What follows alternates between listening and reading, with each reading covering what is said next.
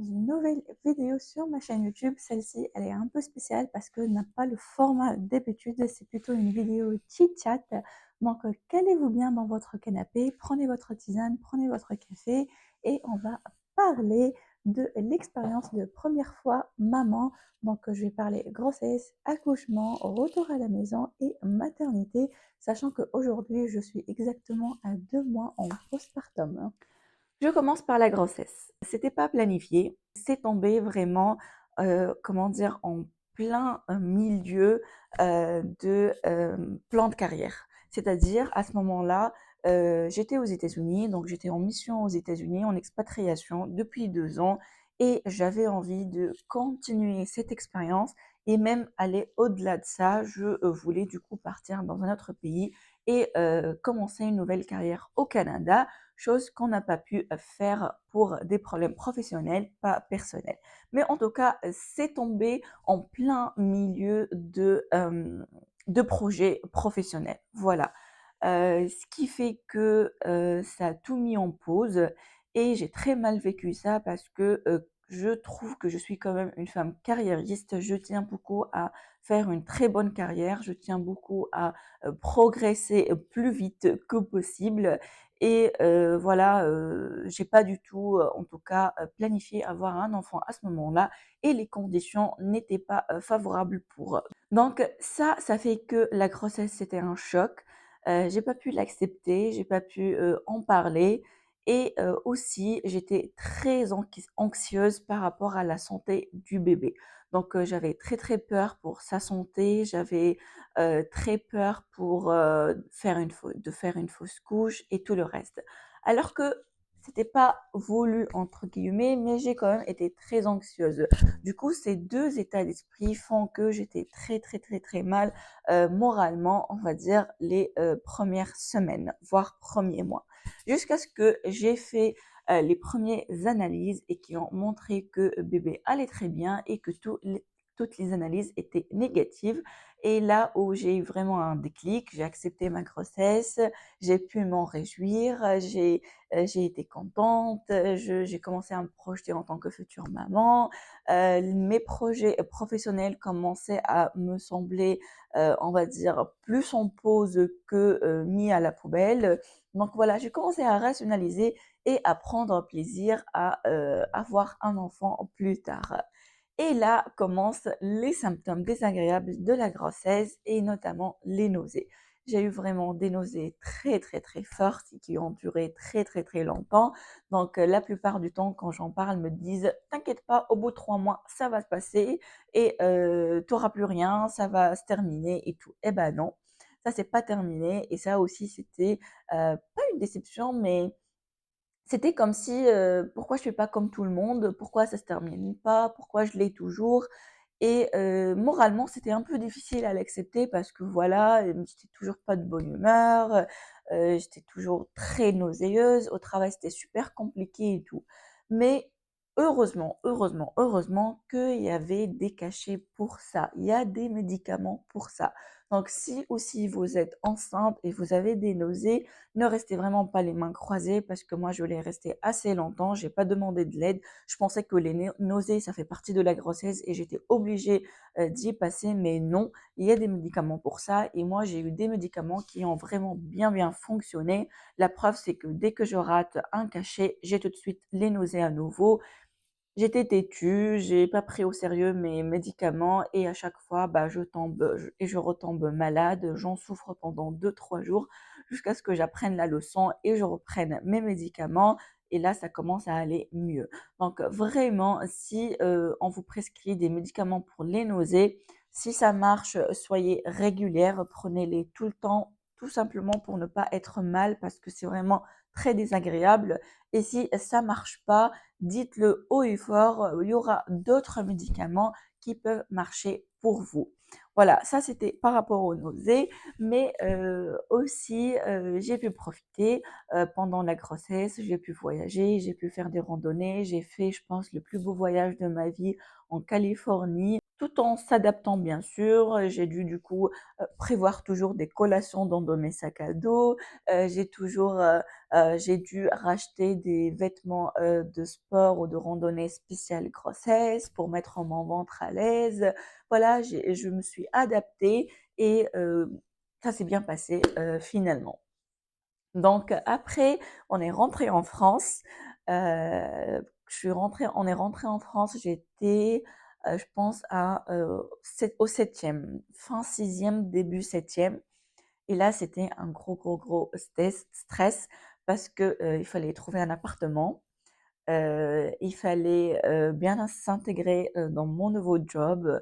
Il fallait prendre l'avion pour un long trajet avec les nausées que j'avais et tout. Aussi, on m'a fait très peur pour l'avion, mais finalement, ça s'est très bien passé aussi. Ça, c'était vraiment une période très stressante pour moi. On est arrivé en France ici, on n'avait pas de logement, donc on était hébergé chez des amis à mon mari pendant des semaines et des semaines. Voilà, donc c'était vraiment stressant. Après, on a trouvé l'appartement. Il fallait faire des travaux. Moi, je voulais absolument que tout soit nickel, donc il fallait faire la peinture et tout. Après, il fallait attendre que nos affaires arrivent par container depuis les États-Unis. Une fois arrivés, c'était le bordel partout. On avait beaucoup trop d'affaires pour la taille de l'appartement, donc il fallait faire un grand tri. On a vécu dans le bazar et le bordel très longtemps. Tout ça cumulé, ça fait que les derniers mois étaient tellement stressants que j'ai commencé à me sentir triste. Et après arriver le fait que maintenant bébé peut arriver à n'importe quel moment. Et la chambre n'est pas encore prête parce que, encore une fois, on était encore dans le bordel et la chambre à bébé a servi de débarras pour toutes les affaires qu'on n'arrivait pas à loger. Donc, fallait tout réorganiser. On a fait pas mal de dons, on a jeté pas mal de choses et tout. Et après, ben, il fallait attaquer tout de suite la chambre à bébé et j'avoue que c'était pas facile parce que tout le monde disait que la chambre à bébé c'est facile, en 2 jours tu achètes tout, c'est bien installé et tout. En fait non, ça s'est pas passé comme ça. J'étais lourde, donc on a commencé la chambre à bébé vers la fin de mon 8e mois. J'étais lourde, j'avais mal au dos, j'ai essayé de faire les centres commerciaux et les boutiques, mais en fait c'était mort. Au bout de 30 minutes de marche, j'étais très fatiguée, j'avais très mal au dos. J'ai beau mettre la ceinture qu'on m'a conseillé, ça m'a pas aidé. Bref, tout ça pour vous dire que les derniers mois, c'était vraiment intense, c'était vraiment stressant et jusqu'au dernier jour du dernier jour, j'étais toujours en train de préparer la chambre à bébé. Après, j'ai commencé à avoir d'autres symptômes bizarres en mode le nez toujours bouché, je toussais énormément, je comprenais pas d'où ça venait, j'étais super fatiguée, je suis pas encore partie en congé mat et tout, donc j'ai demandé un arrêt de travail. Heureusement que je l'ai fait parce que mon corps avait vraiment besoin de repos après tous ces mois stressants de déménagement. Et après, bon, j'ai commencé mon congé mat et j'étais à la maison. Et là, j'ai commencé à aller vraiment mieux quand mon corps s'est très bien reposé et quand mon entourage ici dans l'appartement était de mieux en mieux rangé. Voilà. Donc après, j'ai commencé à attendre bébé, bien sûr. Au début, tout le monde me disait oui, le dernier mois, c'est le mois le plus long parce qu'on a hâte que bébé arrive et tout. Sauf que moi, jusqu'à la dernière semaine, non, j'avais pas hâte qu'il arrive parce que c'était pas encore prêt pour lui. Donc j'ai pas vraiment eu cette sensation. Autre chose par rapport à la grossesse, c'est que au début de la grossesse, tout mon entourage, tout le monde vraiment autour de moi, ou en tout cas les gens avec qui je parlais, me disaient que ça sert à rien d'acheter des vêtements. De toute façon, c'est une période passagère. Les vêtements de grossesse, ça sert à rien. Après, tu les mettras plus. C'est du gâchis, c'est du gaspillage. Fais avec ce que tu as dans ton dressing. Ça sert à rien, ça sert à rien, ça sert à rien. Et j'ai entendu ce discours vraiment beaucoup, jusqu'à ce que je l'ai adopté. J'étais fortement convaincue par ce discours et je suis passée complètement à l'extrême où j'achète rien du tout en tant que vêtement de grossesse. sauf des pantalons de grossesse. Donc, j'étais obligée d'acheter des jeans de grossesse puisque voilà, mes pantalons ne se fermaient plus avec le ventre et j'étais quand même obligée de mettre des pantalons puisque je travaillais sur chantier. Donc, j'ai acheté deux jeans de grossesse, point à la ligne. J'achetais rien d'autre. Et j'avoue, ça, c'était une erreur pour moi parce que moi, je suis du genre à prêter attention à mon apparence physique et j'aime beaucoup m'habiller, j'aime me changer de tenue tous les jours, j'aime beaucoup être stylée de temps en temps, en tout cas comme je peux, on va dire. Voilà, je prête une attention particulière à tout ce qui est mode, make-up et tout. Et le fait que tous les matins, c'était une galère pour s'habiller, c'était très compliqué moralement et limite déprimant. Tous les matins, voilà, j'essaie des vêtements, ça passe pas. Je m'habille maintenant. Enfin, j'avais deux pièces à porter tout le temps, tout le temps, tout le temps. Donc c'est plus du tout moi-même. J'avais plus ce côté s'amuser avec les vêtements, le côté fashion, le côté tendance, le côté stylé. Après tout, c'est une passion chez moi. J'aime beaucoup faire du shopping, j'aime beaucoup changer de fringues, j'aime beaucoup voilà essayer des tenues stylées, on va dire, en tout cas selon mon style et mes goûts. Et je me retrouve du jour au lendemain où je n'ai plus du tout ça. Et j'avoue que ça a beaucoup joué sur mon moral et ça m'a beaucoup attristée. Et finalement, je me suis rendu compte en fait que j'aurais dû allouer un budget pour acheter des vêtements de grossesse stylés. C'est-à-dire, c'est pas que des jeans de grossesse, c'est pas que juste n'importe quel body de grossesse, mais vraiment des vêtements de grossesse, on va dire tendance, des robes moulantes, des chemisiers, des jupes, des ensembles. Ça existe. Après, quand je suis allée sur les sites internet, vraiment, ça existe. Et il y en a des marques maintenant comme H&M, Kiabi, C&A, qui font des vêtements de grossesse, pas que pratiques et confortables, mais aussi esthétiques.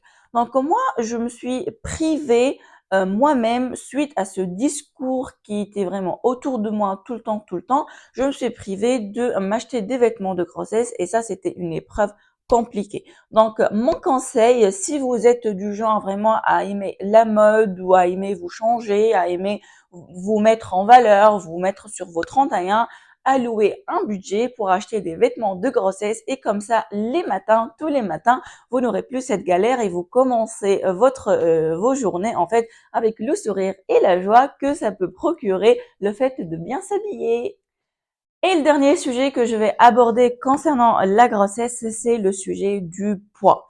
Je sais que c'est un sujet tabou pour la plupart des femmes. Je sais que c'est un sujet qui fait peur. Le fait de savoir qu'on peut prendre du poids, qu'on aura du mal après de le perdre et tout ça. Je sais que ça fait peur. Moi, la première, ça m'a fait peur. Le fait de voir mon corps se transformer et tout.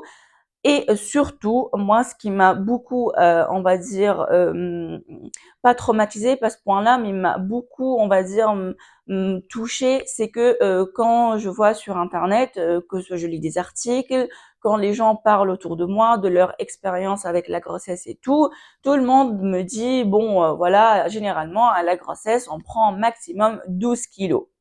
J'ai beaucoup vu ce chiffre, il se répétait beaucoup autour de moi, il se répétait beaucoup sur internet, surtout le maximum 12 kilos. Et ça s'est resté vraiment ici, ancré entre mes yeux, maximum 12 kilos. Donc je commençais à prendre du poids, je prenais, mais vraiment vers la fin, à partir du 8e mois, je commence à dépasser les 12 kilos. Où là, je me suis sentie bizarre, je me suis sentie pas comme les autres, je me suis sentie fait des choses peut-être anormales. Je mange beaucoup, peut-être beaucoup plus que les femmes enceintes. Je bouge beaucoup moins peut-être que les femmes enceintes. Du coup, j'ai douté de moi et j'ai douté de mon régime alimentaire, j'ai douté de mon activité physique. Et en fait, ça m'a vraiment atteint quand j'ai pris 20 kilos. Oui, pendant ma grossesse, j'ai pris 20 kilos Et quand j'étais enceinte, ça se voyait, je les sentais beaucoup moins, ça se voyait beaucoup moins parce que de un, il y avait le ventre, de deux, j'étais dans les vêtements de grossesse. Là, après l'accouchement, j'ai perdu 10 kilos le premier mois, c'est vrai, mais depuis, je perds plus un gramme. Et ça aussi, c'est, on va dire, différent de la tendance parce que on m'a toujours dit, tu verras, avec l'allaitement, tu vas perdre tous les kilos. Généralement, les 2, 3 premiers mois, on perd tout ce qu'on a pris. Eh ben non, ce n'est pas mon cas. Et visiblement, je ne rentre pas dans la majorité des cas. J'ai pris beaucoup plus que la normale et je perds beaucoup moins rapidement que la normale. Et si vous aussi vous traversez ça, sachez que ce n'est pas bizarre. Ça arrive, beaucoup de femmes ont vécu ça et vous faites rien de bizarre et vous faites rien de mal. C'est juste que c'est votre corps, c'est votre morphologie. Vous êtes comme ça vaut rien, ça veut pas dire que vous êtes anormal. Voilà. Donc ça, c'est tout le sujet de la grossesse. C'est les 3 sujets que je voulais vraiment aborder avec vous parce que voilà, je les ai ça m'a beaucoup marqué pendant mon expérience de grossesse.